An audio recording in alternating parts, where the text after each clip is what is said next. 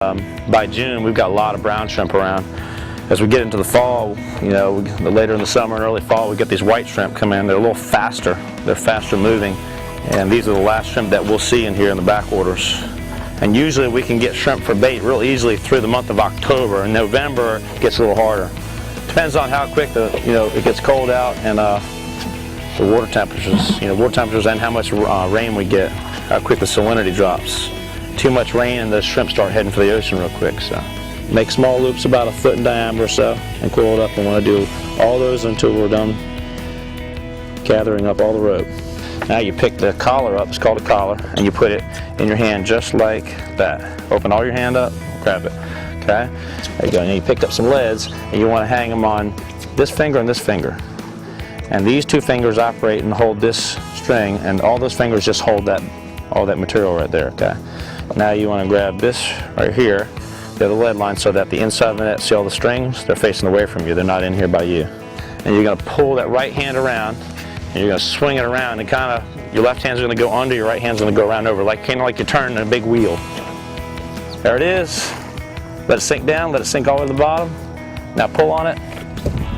Just got one in there. Let go of everything. That's it, let it sink down now. Good shot, good cast. Okay, then this is the collar.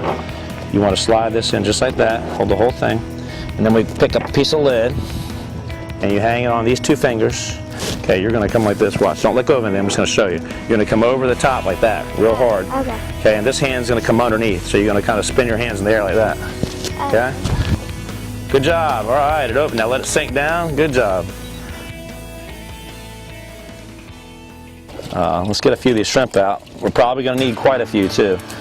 I'll show you the rigs we're going to use and see if we can catch some sheep's head or black drum, red drum, flounder, anything that could be in here. I'll show you, I'll talk about the type of places we're fishing real quick. It definitely helps to have a live shrimp. That live shrimp will kick around down there and stay away from those pinfish just a few seconds longer than a frozen shrimp, dead shrimp. We use a lot of these adjustable float court rigs, and all we've got basically is about a 1.5 to 2 foot piece of leader. We use like 25 to 40 pound test depending on if we're fishing for red drum or trout. This is a number 4 Cal hook. It's almost like a circle hook, not quite closed, as tight. And then I just have a swivel on the other end. And then I like to adjust the weight depending on the current. Some areas the current's real strong, you need more weight to get that bait down. Some areas there's not much current, so we don't need as much weight. So I just clip on a little split shot, tie an overhand knot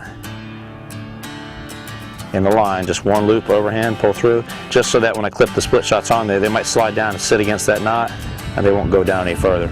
And then above it, with the swivel, I have a cork sitting on the string, a little bead. We have this little stopper string. It's hard to see that green string there. You can actually buy them. They come on, they're stopper strings, what they are. They come on it's a little knot that's pre-tied onto a little piece of straw, like a coffee straw, and then you can slide this little stopper string up and down wherever you need to. If we go fish a shallower location, I can slide it down so it touches bottom and floats in 2 or 3 foot of water. And what happens is that string stops that little bead, and then the bead stops the cork. But at the same time, it allows us to reel our line all the way up so we can make a cast. Because if I had to use a fixed cork, a stationary cork with an 8 foot leader underneath, I wouldn't even be able to cast. There he is, pull, pull, pull, Ram. You got him on there, buddy. Ram's got one on. Oh, look at that. Oh, buddy, it's all you. The biggest thing, you notice what Graham's doing? Graham's keeping a lot of bend in that rod. We're in a strong current here. These fish are anywhere from a couple pounds up to 10 pounds or so. All right, when we see him, I'm gonna try to dip him. I see a black drum. Oh, he's big, isn't he? Come on. All right, let's see if he goes to the motor. That's it, good job. He's almost here. You're doing a perfect job. If we tighten down that drag, it'll probably rip his lip out. Ready? Pull back right there. Pull back everything you got. Got him. Woo! That's a nice black drum. I believe she'll go about 3.5 pounds to 4 pounds. Look at that.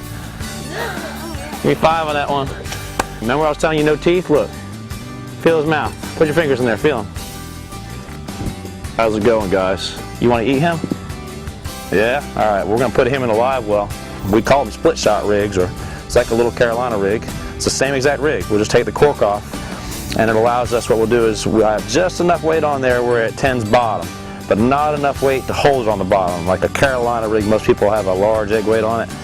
This is just enough split shot to let it bounce on the bottom, so we can actually, I can toss it behind the boat in this current that's moving away from us, tide's coming in, and I can just drop it right next to the boat. But once it tightens up, since it's not a whole lot of weight, the current will try to lift it off the bottom, and at that time I'll open the bail and let it have some more line 5 or 10 feet further. The sinkers will pull it down to the bottom again, and basically what happens is that bait ends up on the bottom, rises off the bottom, with line back, it goes back 5 or 10 feet, hits bottom again. It hops off the bottom, going back. We just came off a real good low tide. Tide's been coming in about 45 minutes, and we've meandered away, worked our way up inside of some of these little narrow creeks here around the inlets, around Bogue, Bear Inlet. We find holes, places that are 5 or 6 or 7 or 8 foot deep or so, and where the rest of the surrounding water might only be several feet deep. And on a low tide, any fish that are in these little estuaries back here would have to come out of these creeks because they might be bone dry, completely dry, or there might only be a foot of water in them. And some of these fish might be 2 or 3 or 4 or 5 or 6 pounds or more. And so they'll come out of these ditches and creeks and lay down in these little pockets, and when the tide turns around and starts coming in, they start looking for food again. Anytime the tide's moving, they really start, they have to use energy, they got to eat. Taking this live shrimp, you can hook them a lot of different ways. I'm actually hooking them in the head. There's a clear spot in the head, right between 2 little dark spots.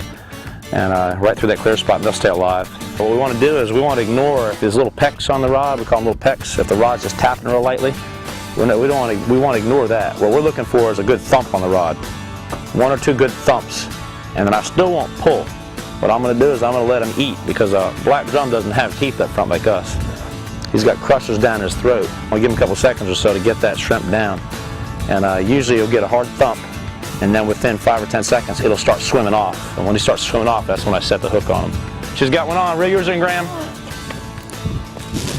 You got a fish, or is it hung on the bottom? Let's stick him. Let's see. Hold on. Ooh, I think you might have that big sheep's head. I don't know. He's got a big fish. Graham, why don't you walk forward here, right there? I don't know. You got something good though. That rod bent over absorbs all the shock when he pulls, so it doesn't pull on his lip too bad. It's about a 3-pound black drum. It's got a lot of pull to him.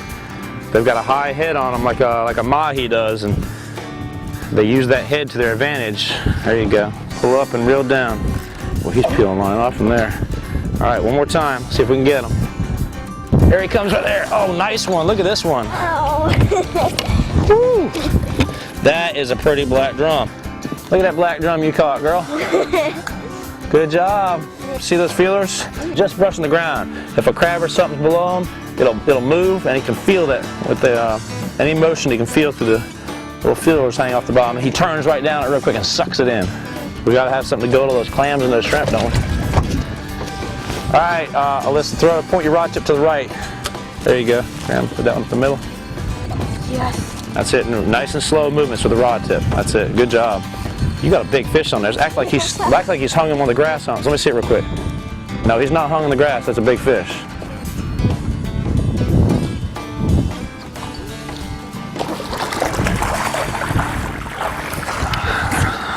Got that one in, Graham. Good job, buddy. Look at that.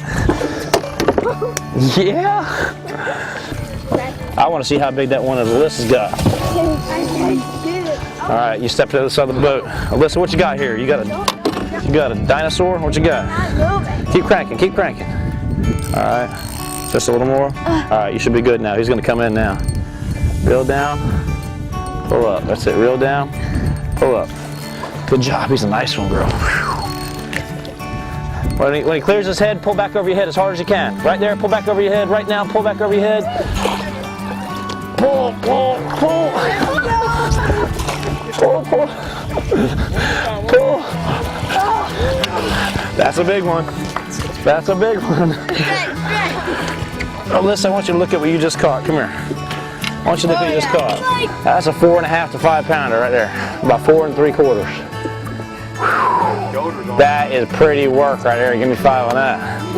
All right, we're back here at Swansboro. The Mullet Festival is actually going on back here every year about the second week of October or so.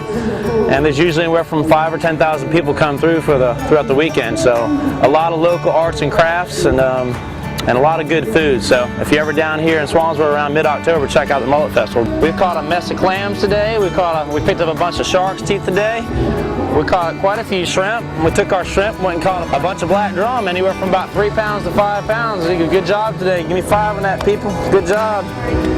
The coast has a lot more to offer than just fishing. I know I had to revert back to it kind of toward the end of the trip because we love to do that, but there's just a variety of things to offer down here. There's other stuff we didn't even get a chance to do today. I know during, not only do we offer guided fishing trips, but we do guided tours like this too, ecology tours for groups of any age. So if you are down this way and you're not into fishing this coming summer or later this fall, even if you want to do some of this type of stuff, give us a shout. Captain Mike Taylor, Captain Jeff Cronk.